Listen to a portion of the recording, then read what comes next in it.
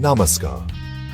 Dear brothers and sisters, today's pravachan brings us to an important truth of spiritual life. Nama destroys pride. Pride is one of the most subtle enemies on the path of devotion. It hides behind our actions, our success, and even our so-called humility. Saints remind us that only the constant remembrance of God, Nama Smarana, can burn down this pride and bring true contentment. Let us reflect on this teaching. On hearing news about an acquaintance's house having been burnt, a person wrote to him, "Have faith in God and remain contented." After some time the latter lost his money. Thereupon he started wailing. It is easy to advise others but difficult to act on it in our own case. Unless our sense of doership is completely annihilated, God will not bless us. We should remember God while doing every piece of work. When we earn profit, we develop pride. When we are in loss, we blame our fate. We should not claim doership in either event. We must remember that we are only a puppet in the hands of God. We must surrender ourselves to Rama, saying, "It is your sweet will whether to grant me success or otherwise." Most of today's scientific developments cater to physical comforts.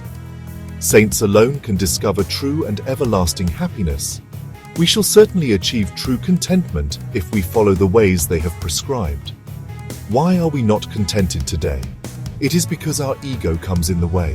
While doing our duty or after completing the task, if we do not allow our ego or pride to rise, then we shall experience the love of God and feel contented.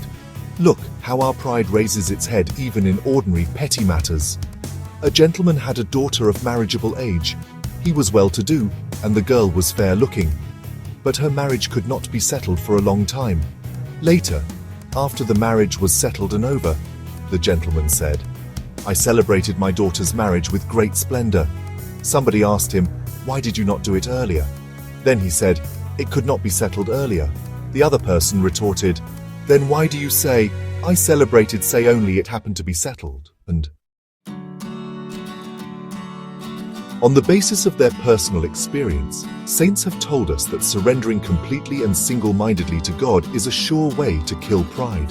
Once we surrender ourselves at the feet of Rama with single-minded devotion and say, "Well, Rama, I now belong to you and you belong to me," every deed of ours thereafter will belong to Him.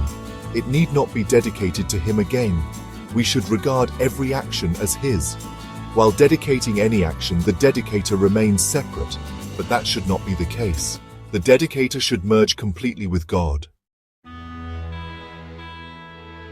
The life of Tirugnana Sambandhar Nayanar, one of the greatest Shaiva saints, beautifully illustrates the destruction of pride through divine grace. As a small child, Sambandhar once accompanied his father to a temple tank. While the father went for a ritual bath, the little boy sat crying of hunger. Moved with compassion, Parvati Devi herself appeared and fed the child with milk from her divine cup. When the father returned, he doubted and questioned how a child could drink from such a vessel. At that moment, Sambandhar opened his mouth, and his father saw the golden cup shining inside, proof of divine grace. From that day, the young boy began composing soul-stirring hymns in praise of Lord Shiva. Despite his extraordinary gift, he never claimed credit. He would always say, "It is not I who sing, it is Lord Shiva who sings through me." His life was free from ego and pride. The Nama that flowed through his tongue burned away all traces of doership. His example teaches us that true wisdom is not in boasting, but in surrendering. Just as Sambandhar saw himself as an instrument of Shiva's will, we too must remember that all our actions belong to God. In this way, Nama destroys pride and fills the heart with pure devotion.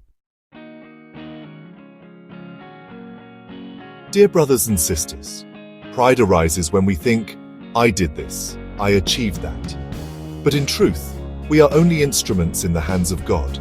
Success and failure alike are His will. When we sincerely take refuge in Nama, pride cannot touch us. Let us learn from the life of Tirugnana Sambandhar, who remained humble despite divine gifts. Let us say with a surrendered heart, O Rama, I belong to you, and you belong to me. All my actions are yours. May Nama Smarana destroy our pride and fill us with the bliss of surrender.